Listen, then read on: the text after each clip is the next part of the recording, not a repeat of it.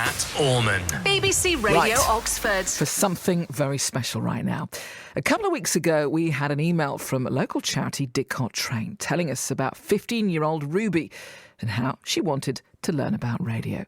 So I thought we'd give Ruby a call and get her involved in the show and also use it as a chance to find out a little bit more about her time at Didcot TRAIN. We gave Ruby a microphone and let her interview some friends and give us an insight into the goings-on at Didcot TRAIN. So we're going to hear from Ruby shortly because she's here in the studio. But I wanted to play the piece that she's been working very, very hard on. I know she hasn't heard it either. This is Ruby's time at Didcot TRAIN. Hello, I'm Ruby. I'm 15 years old from Didcot and I really love Didcot TRAIN. Today I'm here to tell you about it. Didcot TRAIN is a youth organisation from 10 years old to 18 year old supporting people throughout Didcot. It has so many amazing opportunities for people such as trips, youth clubs and sessions and support. I love the opportunities it brings and like the people you meet throughout it, and you go to Didcot TRAIN and it has a sense of community to it. One thing that makes Didcot TRAIN really special is the youth workers, and I'm going to be talking to one of the youth workers, Ryan. So what made you go into youth work? I didn't have much support growing up, so I thought, you know what, let me be that for some other young person that may need it, and I'm now here as a 27-year-old doing what I do. What do you find special about Didcot TRAIN? I've worked in many different organisations and provisions with young people. I can safe to say that with Didcot TRAIN, every person here is here for the right reasons. It's to help the young people fundamentally. That's the most important thing. And I think that the charity have fostered a very good community spirit. It's all about the people. We develop people, we enable young people to be the best possible version of themselves. What kind of support do you think young people need who come to TRAIN? I think it's the same support as any young person in life. It's about having that space to be heard, having that space to be listened to, having the space to have a voice. And as a youth worker, it's my job to advocate for that voice, to amplify that voice, to give space to the voice to be heard. And I think when it comes to development, it's about understanding who you are as a person. Yasmin Betteridge is a youth support apprentice here at Didcot TRAIN. I've been involved in Didcot TRAIN since I was 11. I started off going to a couple of trips, such as midnight ice skating. I then proceeded to carry on coming to TRAIN, going to the dinner and debate youth sessions, doing my work experience at TRAIN, and they then had an apprenticeship role available, which I thought would be right for me, as I've always loved TRAIN and what they've done for me, and wanted to help the other young people and do stuff for them as TRAIN have done for me throughout the years. So now I'm talking to Eden, who's one of the young girls who attends Didcot TRAIN. And why is Didcot TRAIN special to you? I like Didcot TRAIN because it's like fun and involving, and there's lots of things to do, such as the trips and then all of the different clubs after school in it. So what is your favourite thing about TRAIN? I'd say dinner and debate because I really like how all of the conversations that go on and meeting all the people there. Ella also attends Didcot TRAIN. So why is Didcot TRAIN so special to you? So they do lots of fun stuff for young people, and they're also just really approachable. They also give like really good support to young people. Unlucky, it's good football. And they just do lots of engaging stuff. So the youth workers here play a major part in TRAIN, and what are some words that you use to describe them? They're really supportive, like really open-minded. They're quite caring and stuff like that. I hope I've given you an idea of just how special Didcot TRAIN is. I want it to get the recognition it deserves, and I think there should be more of this for young people around other towns in Oxfordshire. Oh, well done, Ruby. How do you feel? Because that's the first time you've heard that. I know. Now hearing it all pieced together, it's like, wow, it's actually really good. That's your radio Yeah. debut. You're never going to forget that, are you? Still want to do it? Still want to do this thing, this crazy, crazy, crazy career? Definitely, 100%. Well done. You did a really, really good job, you know. You really did. Thank you. So what did you enjoy the most about putting all of that together? It was really good to see everyone, you would tell everyone about it and they'd be like, oh, like I want to talk about it, and seeing like the excitement and seeing, oh, Didcot TRAIN is going to be on radio and interviewing and finding out more stuff that you didn't really know, and how much like the youth workers and people actually really enjoy it and what they do. So you learnt, not only you learnt things about radio and how radio works, but you learnt things about the people that support you, the youth workers like Ryan. Yeah.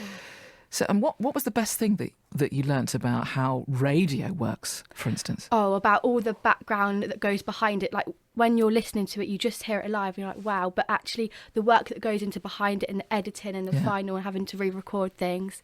Because actually what you heard was, your package there. That's sort of, radio lingo, isn't it, a package? But that's 3.5 minutes. But actually it took a lot more time, didn't it, to get all of that package together? I think we did a couple of recording sessions, but in total it took about 3 hours, I think, and then the editing behind it and having to cut it down. Yeah. So in terms of your aspirations then, now you've had a real insight, where do your aspirations lie? On which side of the microphone, Ruby? I think I love to be a presenter on the whole presenting side. The editing side was really interesting, but yeah, I'm really into talking and presenting. I don't stop talking. Well, we learnt a lot about Didcot TRAIN as well. So how long have you... Let's talk a little bit more about Didcot TRAIN right now, because, of course, without Didcot TRAIN, you wouldn't have been able to have this opportunity. So how long have you been at Didcot TRAIN? So I think it was back in January, someone said to me, they're like, do you want to come to youth club? And I was a bit like, well, what's youth club? It's only just going in there. And I started going on a Tuesday and a Friday. Then all of a sudden it became more of a, oh, you're going to go to youth club tonight, and chats with the youth workers. And then there was so many opportunities that come along with it. So a couple of weeks ago I went to France with Didcot TRAIN. I know, and did this massive programme. We went for a week.